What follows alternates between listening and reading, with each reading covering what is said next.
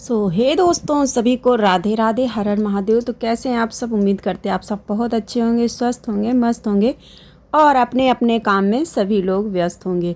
व्यस्त तो खैर अभी मैं भी बहुत ज़्यादा चल रही हूँ। कल मैं अपनी दीदी के यहाँ गई थी, मैंने व्लॉग बनाकर डाला था। तो मैं वहाँ से बहुत बहुत ज़्यादा पेड़ों की कटिंग लेकर आई थी। मैंने आपको पेड़ भी दिखाए थे और बोला भी था कि मैं आज यहाँ से बहुत सारी कटिंग लेकर जाऊँगी। तो मैं वहाँ से बहुत सारी कटिंग लेकर आई थी, आप लोग देख सकते हैं। और रात में मैंने कि इनको 11 बजे इनमें लगाया, पॉट में मैंने रात में 11 बजे लगाया था सारे पौधों को। क्योंकि ना ही तो मेरे पास मिट्टी थी, ना ही तो मेरे पास सैंड थी, कुछ भी नहीं था मेरे पास।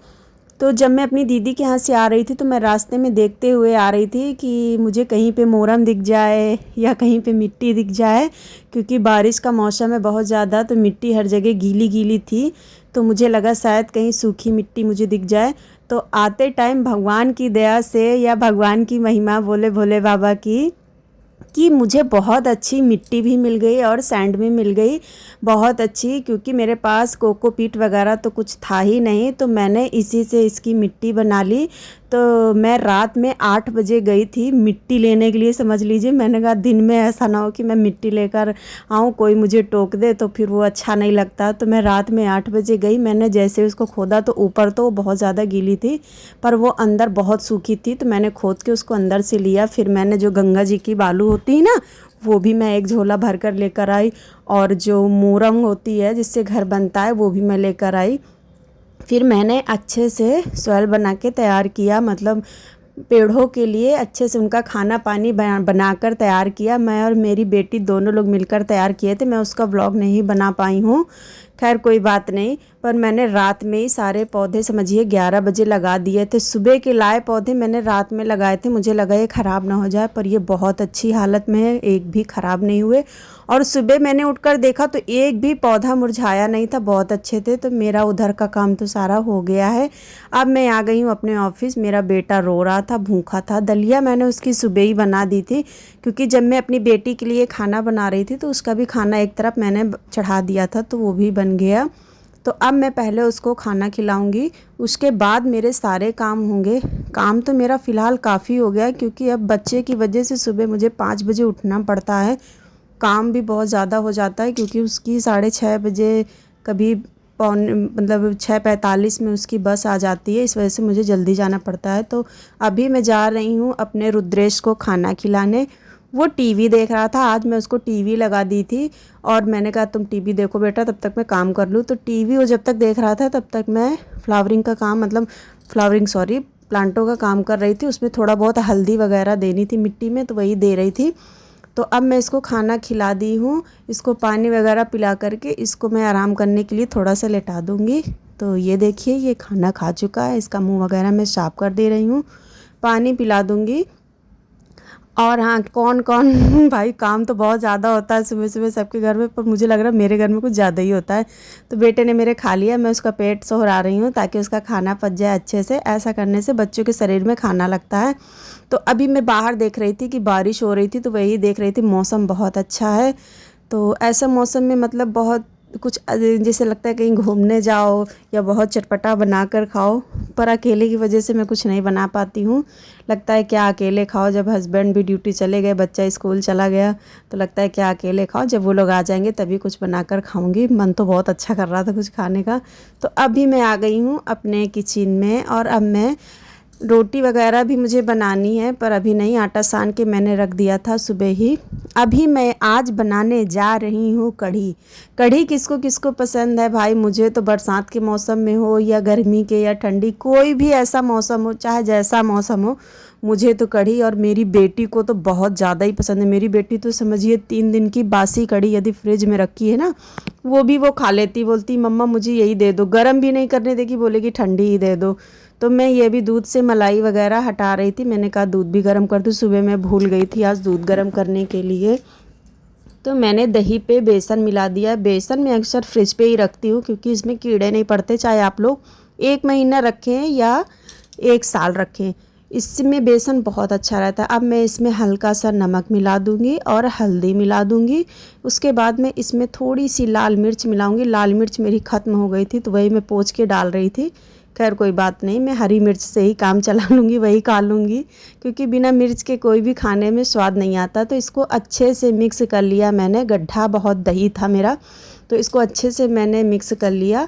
अब मैं आलू मतलब मैं आलू की कढ़ी बनाना बहुत पसंद करती हूँ। मेरे घर में आलू की कढ़ी सब कोई खाता है, मेरे हस्बैंड भी खा लेते हैं, मेरी बेटी भी। पकौड़ी वाली कढ़ी मुझे नहीं पसंद है ज़्यादा, और बूंदी वाली कढ़ी हाँ मेरे घर में सब कोई खा लेता है, वो भी मुझे बहुत अच्छी लगती है।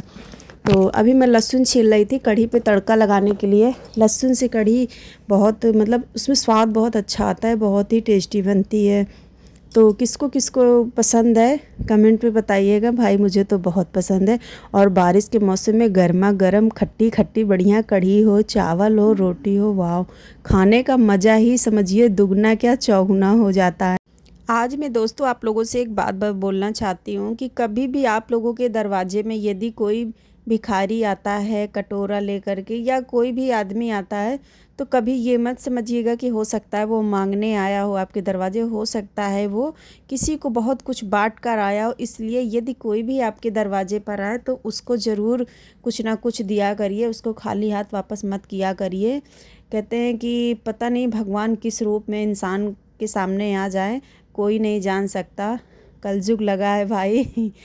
तो खैर ये बात तो अपनी जगह है, क्योंकि मुझे अब ऐसा फ़ील होता है कि कोई भी दरवाजे में आए तो उसे वापस नहीं करना चाहिए। भाई मेरी तो आदत नहीं है वापस करने की, इसीलिए मैं सबको ये सलाह देती रहती हूँ कि कभी भी कोई भी वापस ना करे।